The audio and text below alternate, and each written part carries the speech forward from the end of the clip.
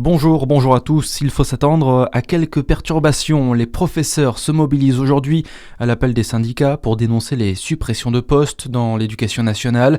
Jusqu'à 30% des professeurs du premier degré pourraient cesser le travail.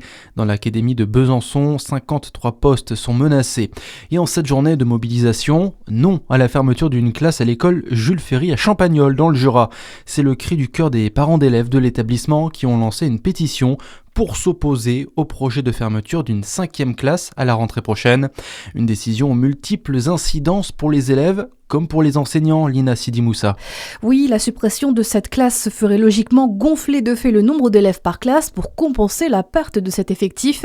Une perte qui signifie aussi que les conditions d'apprentissage et de réussite ne seraient plus forcément adaptées. Selon les parents d'élèves, l'école Jules Ferry compte aujourd'hui un nombre croissant d'enfants à besoins éducatifs particuliers concernés par des troubles de l'apprentissage ou même en situation de handicap. Autant de parcours qui doivent disposer d'un accompagnement et d'un suivi personnel. La question de l'inclusivité est aussi évoquée de fait. Du côté de l'enseignant, c'est notamment la future surcharge de travail et ses conditions d'exercice qui sont évidemment dénoncées.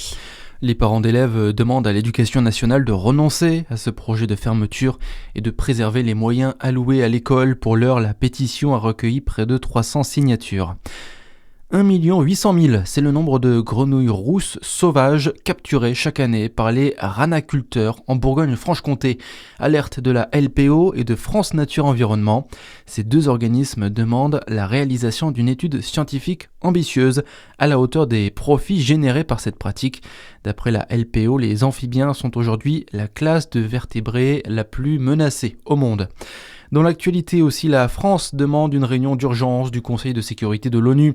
Conséquence de la mort de Casque Bleu au Liban. Ces soldats appartenant à la force intermédiaire des Nations Unies ont été tués hier dans une explosion dans le sud du pays. L'armée israélienne a assuré avoir ouvert une enquête. Une charte pour renforcer la lutte contre les violences sexistes et sexuelles, elle a été signée hier entre l'État et les acteurs du secteur du transport. Elle doit permettre d'harmoniser des actions jusqu'ici conduites de façon parfois hétérogène. L'objectif, mieux détecter les situations à risque ou encore améliorer la prise en charge des victimes. Et puis si vous entendez les sirènes demain à Dijon, il s'agira d'un exercice. La préfecture prévient de la tenue d'un exercice de sécurité sur les sites du dépôt pétrolier de la raffinerie du Midi. Le but, simuler un accident industriel sur ce site classé Seveso. Les habitants qui se trouveront dans le périmètre de l'exercice recevront un message du système FR Alert. Des perturbations en matière de circulation routière sont à prévoir demain dans le secteur, notamment eu égard à la fermeture de la rue des Verriers, prévient la préfecture. Voilà pour l'actu, à suivre votre météo sur Fréquence Plus.